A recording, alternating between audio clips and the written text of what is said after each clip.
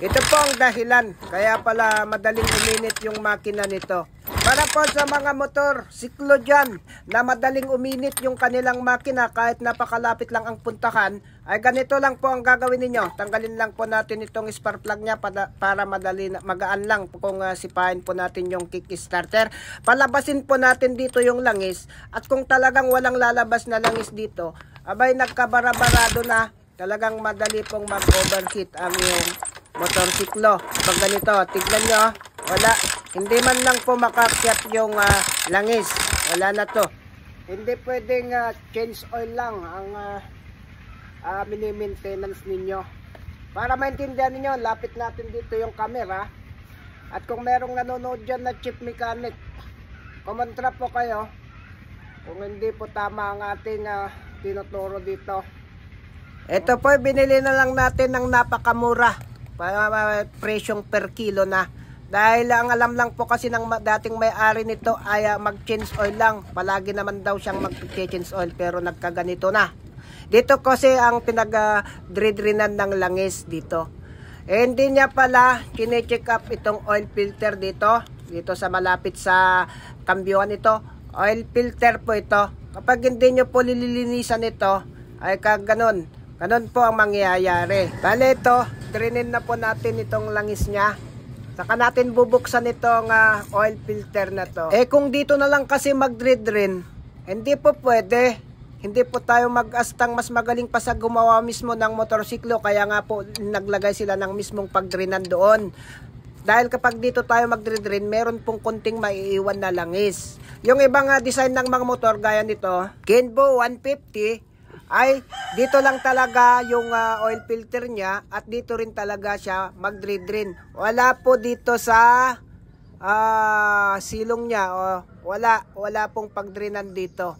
Yun po, ito po yung pagka-design ng motor na to. Pero yung mga ganitong motorsiklo na 125 Rusi, ay kapag ganito po ay iba po din po ang pagka-design. Yan, may screen po ito at may spring.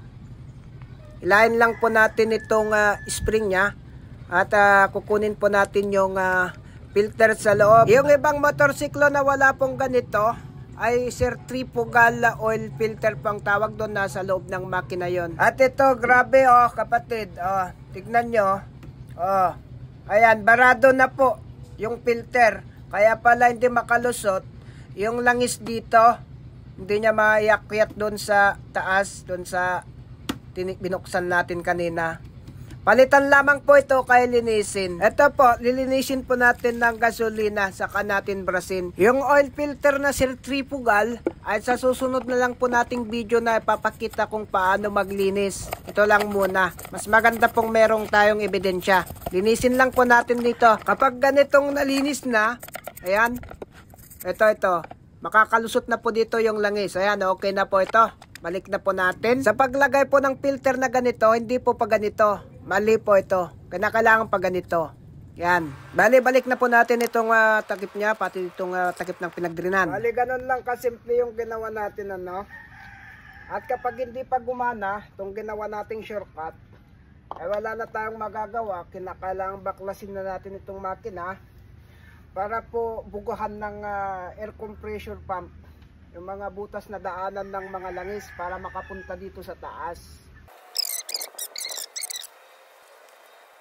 Kailangang bubuga dito ng langis. Tingnan nyo brother.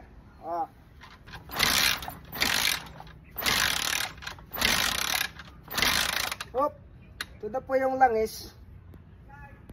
Balian na po, nakakyat na po yung langis dito. Yun lang talaga, nabarado yung oil filter. Kaya importante pong talagang malinisan yun.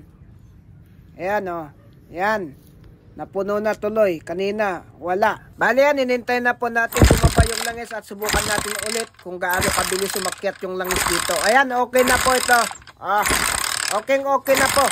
Ganun lamang po ang gagawin, ano? Sa susunod namang video natin, ipapakita ko kung paano linisin ang centrifugal filter. Basta napakadaling uminit, kahit konti lang o malapit lang ang pinuntahan, ay baklasin nyo lang yung cover nya dito sa taas, gaya ng ginawa natin dito, at gawin nyo rin yung ginawa natin dito.